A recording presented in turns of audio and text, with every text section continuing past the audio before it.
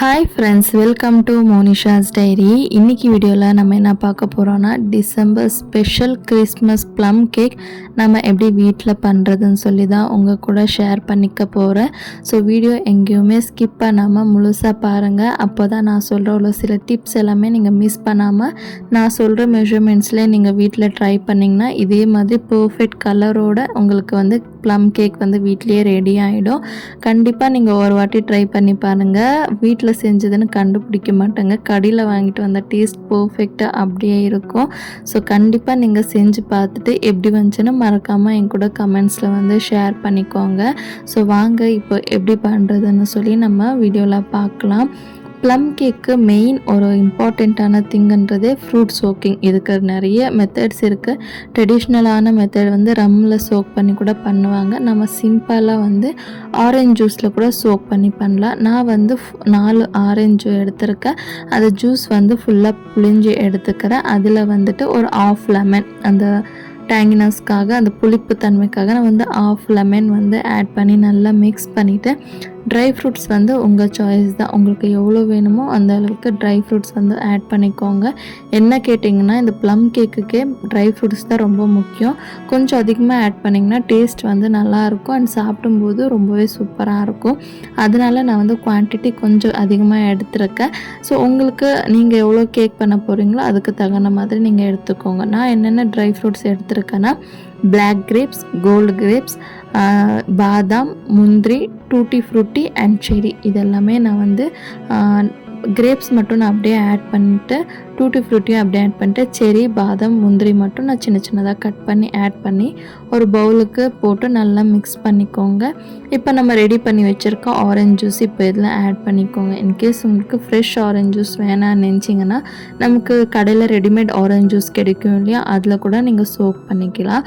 So நான் வந்து ஒரு 4 days சோக் பண்ண வச்சுருந்தேன். நீங்கள் ஓவர் நைட் இல்லைனா 4 to 5 hours கூட நீங்கள் சோக் பண்ணிக்கலாம்.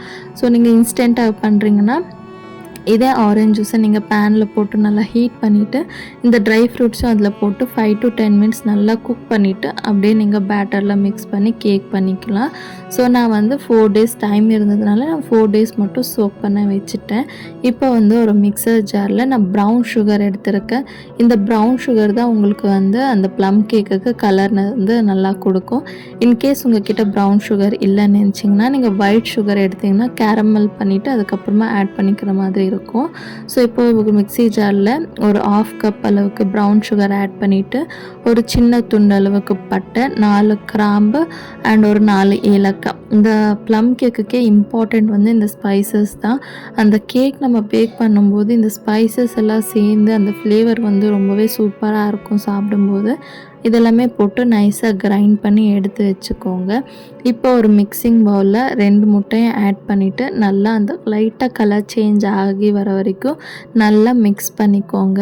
ஸோ நம்ம முட்டையை எவ்வளோக்கு எவ்வளோ நல்லா பீட் பண்ணுறோமோ அந்த அளவுக்கு அந்த கேக் வந்து ப்ளஃபினஸோட ரொம்ப சூப்பராக இருக்கும். ஸோ உங்ககிட்ட எலக்ட்ரிக் பீட்டர் இருந்துச்சுன்னா அதை கூட யூஸ் பண்ணிக்கலாம். ஹேண்ட் மிக்ஸில் வந்துட்டு நீங்கள் அட்லீஸ்ட் ஒரு 5 minutes வந்து நல்லா பீட் பண்ணிக்கோங்க. அதுக்கப்புறமா வந்து நம்ம ஆல்ரெடி ப்ரௌன் சுகரில் கிரைண்ட் பண்ணி வச்சுருக்கோம் இல்லையா, ஏலக்காய், பட்டை எல்லாம் போட்டிருக்கிறதுனால இன்கேஸ் அது ஏதாவது கிரைண்ட் ஆகலைன்னா அப்படியே இருக்கும்னு சொல்லிட்டு நான் என்ன பண்ணுறேன், ஃபஸ்ட்டு சலிச்சுட்டு ஆட் பண்ணிக்கிறேன். ஸோ இப்போ சுகரையும் நீட்டாக சலிச்சுட்டு நல்லா விஸ்கில் இன்னொரு வாட்டி அந்த முட்டையில் வந்து நல்லா மிக்ஸ் ஆகிற மாதிரி மிக்ஸ் பண்ணிக்கோங்க. ஸோ உங்களுக்கு கலர் பார்த்தாலே தெரியும், அந்த ப்ரௌன் சுகர் ஆட் பண்ணது உடனே கலர் பார்த்திங்கன்னா எவ்வளோ டார்க்காக ரொம்ப சூப்பராக அந்த ப்ளம் கேக் கலர் வந்துருச்சு நமக்கு. இன்கேஸ் அதை நான் ஆல்ரெடி சொன்னேன் இல்லையா, உங்கள்கிட்ட ப்ரௌன் சுகர் இல்லைன்னு நினச்சிங்கன்னா நீங்கள் சுகரை வந்து கேரமல் பண்ணிவிட்டு அதுக்கப்புறமா ஆட் பண்ணிக்கிற மாதிரி இருக்கும். ஸோ அவ்வளோதான். நம்ம நல்லா அந்த சுகர் கரையிற வரைக்கும் நல்லா மிக்ஸ் பண்ணிவிட்டு நான் இன்னொரு சைடு வந்து குக்கரை ப்ரீஹீட் பண்ணிக்கிறதுக்காக வச்சுக்கிறேன். விசிலும் அதுக்கப்புறமா கேஸ் கட் ரெண்டுமே ரிமூவ் பண்ணிவிட்டு ப்ரீஹீட் பண்ணுறதுக்கு வச்சிடுறேன். இது ஒரு 10 minutes ப்ரீஹீட் ஆகட்டும். நம்ம மாவு மிக்ஸ் பண்ணுறதுக்கு முன்னாடியே இது வச்சிட்டோன்னா நம்ம மாவெல்லாம் ரெடி பண்ணுறதுக்குள்ளே அது ப்ராப்பராக ஹீட் ஆகி ரெடியாக இருக்கும். அண்ட் இன்னொரு மெயின் திங் சொல்லிடுறேன், நீங்கள் உங்கள்கிட்ட மெஷரிங் கப்ஸ் இல்லைன்னா ஏதாவது ஒரு கப் எடுத்துக்கோங்க. அதுலேயே எல்லா இன்க்ரீடியன்ஸும் நீங்கள் வந்து மெஷர் பண்ணிக்கோங்க. அப்போ தான் உங்களுக்கு பர்ஃபெக்டான கேக் வந்து கிடைக்கும்.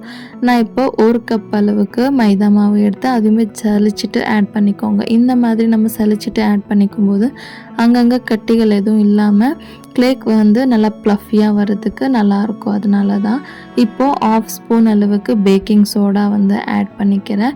அண்ட் 1 ஸ்பூன் வந்து பேக்கிங் பவுடர் வந்து ஆட் பண்ணிக்கிறேன். ஸோ இது எல்லாமே நீங்கள் தனித்தனியாக ட்ரை இன்க்ரீடியன்ட்ஸ் தனியாக, வெட் இன்க்ரீடியன்ட்ஸ் தனியாக கூட ரெடி பண்ணி வச்சு மிக்ஸ் பண்ணிக்கலாம். நான் உங்களுக்கு ஈஸியாக இருக்கட்டும்னு சொல்லி நான் இப்படியே காமிக்கிறேன். இப்போ 1 ஸ்பூன் அளவுக்கு பேக்கிங் பவுடர் ஆட் பண்ணிவிட்டு 1 ஸ்பூன் வந்து நான் கொக்கோ பவுடர் ஆட் பண்ணிக்கிறேன். இதுவுமே நமக்கு அந்த ப்ளம் கேக்கோட கலர் கொடுக்கறதுக்கு இருக்கும். இல்லைன்னா நீங்கள் அதை ஸ்கிப் பண்ணிக்கலாம், ஒன்றும் இல்லை. அந்த ப்ரௌன் சுகரில் வர கலரே பர்ஃபெக்டாக இருக்கும். ஜஸ்ட் நான் அந்த கலர் அண்ட் ஃப்ளேவருக்காக 1 ஸ்பூன் அளவுக்கு கொக்கோ பவுடர், ஒரு 2 பிஞ்ச் அளவுக்கு சால்ட்டும் ஆட் பண்ணி நல்லா ஜலிச்சு எடுத்துகிட்டு இப்போ நல்லா மிக்ஸ் பண்ணி விட்டுக்கலாம். ஸோ அந்த முட்டையிலேயே நல்லா மிக்ஸ் ஆகி வரும். அதுக்கப்புறமா உங்கள் எவ்வளோ திக்காக இருக்குதுன்னு சொல்லி பார்த்துட்டு பால் கொஞ்சம் கொஞ்சமாக ஆட் பண்ணி மிக்ஸ் பண்ணிக்கோங்க. நான் வந்து 1/4 கப் அளவு பால் வந்து எனக்கு கரெக்டாக இருந்துச்சு. அதுக்கப்புறமா வெனிலா எசன்ஸ் 1 ஸ்பூன் அளவுக்கு ஆட் பண்ணிவிட்டு 1/4 கப் அளவுக்கு ஆயில் இல்லைன்னா பட்டர் கூட நீங்கள் உருக்கி ஆட் பண்ணிக்கலாம். ஸோ இதெல்லாமே போட்டுட்டு இப்போ நான் பாருங்கள் 1/4 கப் பால் எடுத்திருக்கேன். அதை வந்து கொஞ்சம் கொஞ்சமாக ஆட் பண்ணி நல்லா எதுவுமே கட்டி எதுவுமே இல்லாமல் ஸ்லோவாக மிக்ஸ் பண்ணிக்கிறேன். இப்போ நம்ம மெயின் இன்க்ரீடியன்ட் நம்ம ஃப்ரூட் சோக் பண்ணி வச்சுருந்தோம் இல்லையா, இது அப்படியே சாப்பிட்றதுக்கே ரொம்ப சூப்பராக இருக்கும். ஸோ அப்படியே எல்லோரும் டேஸ்ட் பண்ணி பார்த்துட்டு இருந்தோம், ரொம்ப சூப்பராக இருந்துச்சு. இப்போ நம்ம ரெடி பண்ணி வச்சுருக்க பேட்டரில் நமக்கு தேவையான அளவுக்கு நம்ம ஆட் பண்ணிக்கிறோம். நான் வந்து 2 பேட்சாக பேக் பண்ண போகிறதுனால ஃபஸ்ட்டு ஒரு பேட்சுக்கு பாதி ஃப்ரூட்ஸ் வந்து போட்டு நான் நல்லா மிக்ஸ் பண்ணி எடுத்துக்கிட்டேன். ஸோ உங்களுக்கு முடிஞ்ச அளவுக்கு ஜாஸ்தி வேணால் ஜாஸ்தி, இல்லை கம்மியாக வேணால் கம்மியாக ஆட் பண்ணிக்கோங்க. என்ன கேட்டிங்கன்னா ப்ளம் கேக்குக்கு ஸ்பெஷலி இந்த ட்ரை ஃப்ரூட்ஸ் இல்லையா, கொஞ்சம் அதிகமாக ஆட் பண்ணிக்கோங்க. அண்ட் எந்த பவுலில் நீங்கள் பேக் பண்ண போகிறீங்களோ அதில் ஃபஸ்ட்டு வந்து ஃபுல்லாக ஆயில் க்ரீஸ் பண்ணி விட்டுட்டு கொஞ்சமாக மைதா மாவு போட்டு இந்த மாதிரி டஸ்ட் பண்ணிட்டீங்கன்னா நீங்கள் கேக் பேக் பண்ண பிறகு அது எடுக்கும்போது கொஞ்சம் கூட ஒட்டிக்காமல் ப்ராப்பராக டிமோல்ட் ஆகி வரும். அதனால தான். ஸோ இன்கேஸ் உங்கள்கிட்ட பட்டர் ஷீட் இருந்துச்சுன்னா பட்டர் ஷீட் போட்டு கூட நீங்கள் பேக் பண்ணிக்கலாம். இப்போ நம்ம ரெடி பண்ணி வச்சுருக்க பவுலில் பேட்டர் ஃபுல்லாக போட்டுட்டு ஒரு 2-3 வாட்டி நல்லா கீழே டேப் பண்ணி விட்டுக்கோங்க. ஏர் பபிள்ஸ் ஏதாவது இருந்துச்சுன்னா எல்லாம் வெளியே வந்துடும். இப்போ நம்ம ஆல்ரெடி ப்ரீஹீட் பண்ணுறதுக்கு வச்சுருந்தோம் இல்லையா குக்கரு, இப்போ அதில் இதை தூக்கி வச்சிடலாம். ஃப்ளேம் வந்து மீடியம் ஃப்ளேமில் வச்சு குக்கரை க்ளோஸ் பண்ணிவிடுங்க. எனக்கு எக்ஸாக்டாக 1 ஹவர் எடுத்துச்சு. ஸோ நீங்கள் ஒரு 40 மினிட்ஸ்க்கு அப்புறமா செக் பண்ணி பார்த்துக்கோங்க. ஒரு டூத் பிக்கோ இல்லை நைஃபோ விட்டு பார்க்கும்போது கொஞ்சம் கூட மாவு ஒட்டாமல் உங்களுக்கு கிளியராக வந்துச்சுன்னா ஸோ வெந்திருக்குன்னு அர்த்தம். ஸோ நான் வந்து 40 மினிட்ஸ்க்கு அப்புறமா செக் பண்ணி பார்க்கும்போது இன்னும் கொஞ்சம் வேகணும் இருந்ததுனால மறுபடியும் நான் அதை அப்படியே க்ளோஸ் பண்ணி வச்சுட்டேன். ஸோ எனக்கு 1 ஹவரில் ப்ராப்பராக பேக் ஆகி வந்துடுச்சு. ஸோ எடுத்து வெளியே வச்சுட்டு கொஞ்சம் சூடாடுறதுக்கு ஒரு 10 மினிட்ஸ் அப்படியே விட்டுடுங்க. அதுக்கப்புறமா நம்ம நைஃப் வச்சு லைட்டாக அந்த சைடில் எல்லாம் எடுத்து விட்டுட்டோன்னா நமக்கு ஈஸியாக வந்து டிமோல்ட் ஆகிடும். நான் டிமோல்ட் பண்ணிவிட்டு பவுல் காமிக்கிற பாருங்கள், கொஞ்சம் கூட கேக் வந்து பவுலில் ஒட்டவே இல்லை. ஸோ ரொம்ப சூப்பராக வந்து இருந்துச்சு. கண்டிப்பாக நீங்களும் வீட்டில் ட்ரை பண்ணி பார்த்துட்டு எப்படி வந்துச்சுன்னு மறக்காமல் கமெண்ட்ஸில் சொல்லுங்கள். இந்த ரெசிபி பிடிச்சா வீடியோக்கு ஒரு லைக் போட்டுட்டு இந்த மாதிரி நிறைய டிஃப்ரெண்ட் ரெசிபிஸ் பார்க்குறதுக்கு மறக்காமல் நம்ம சேனலை சப்ஸ்கிரைப் பண்ணிக்கோங்க.